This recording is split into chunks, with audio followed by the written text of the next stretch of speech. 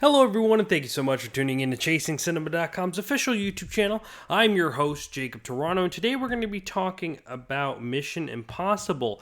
If you aren't aware, for the past couple days, I've actually been taking time out to review the Mission Impossible movies in preparation for July 31st, this Friday, when Mission Impossible Rogue Nation comes out, the fifth installment in the franchise.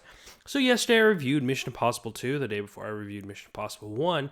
So that means today I'm going to be reviewing the third installment, Mission Impossible 3. Now, this was a movie that I saw really late, actually. I explained that I saw Mission Impossible 2 first, and then I saw Mission Impossible 1. Both really enjoy those pictures, but when this movie came out, I actually didn't end up seeing it till later when it came out, when it had been out on DVD for quite some time. Now, this movie came out in 2006, I believe, which came out 6 years after Mission Impossible 2.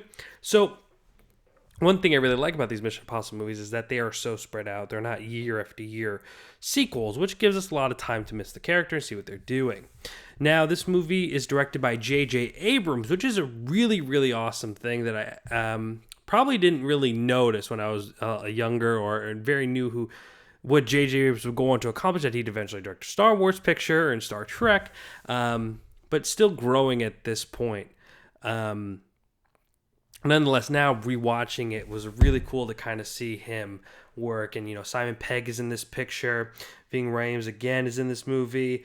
Also joined by Philip Seymour Hoffman, who will play the villain in this picture. We have Lawrence Fishburne as well.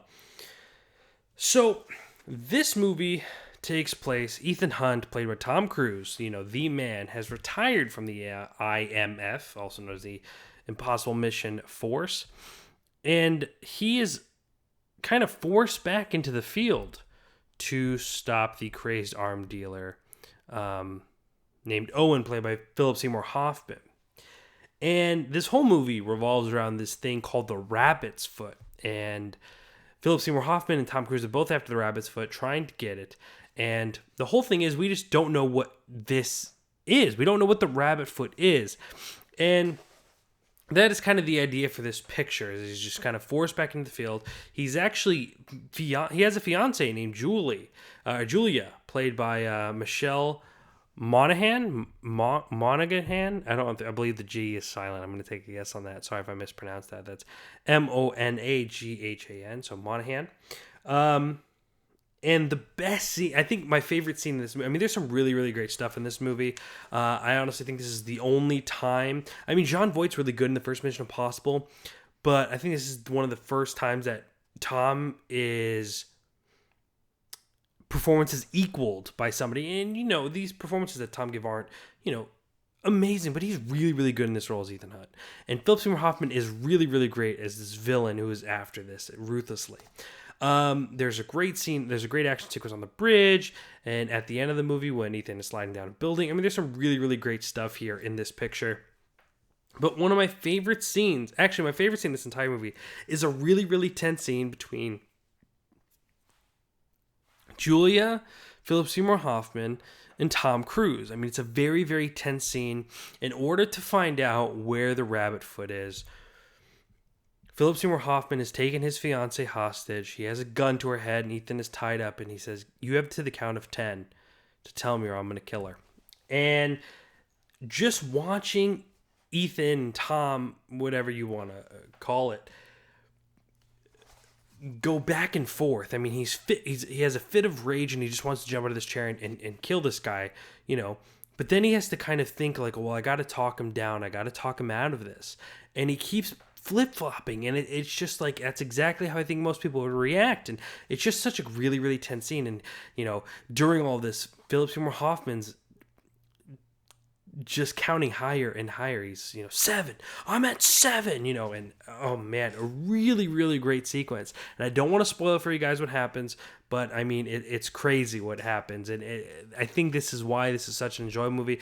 Really kind of got fans back into wanting to see Ethan Hunt. Really kind of started this huge trend in which a sequel for this movie would follow called Ghost Protocol, which I'll be reviewing tomorrow on our podcast, on our YouTube channel. So if you've missed that, if you don't want to miss that, make sure to hit the subscribe button. So every single day you make sure you get updates on what we're doing here, either our video reviews, our movie news, our daily videos, everything we do every single day. It's available here, and if you hit the subscribe button, you don't have to worry about that anymore because you'll be notified.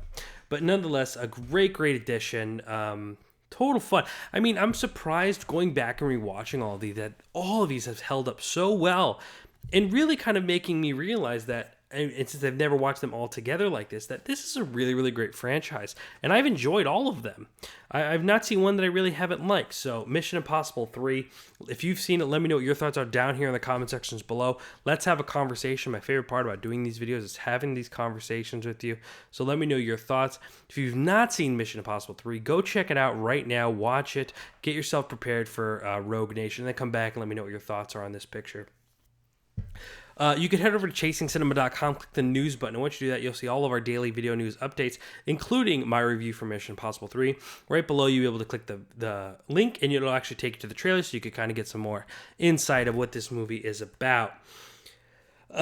Like I said, I'm going to be reviewing the Ghost Protocol tomorrow, talking about the newer Mission Impossible movie, the one right before 5, which comes out on Friday. So make sure to tune in for that.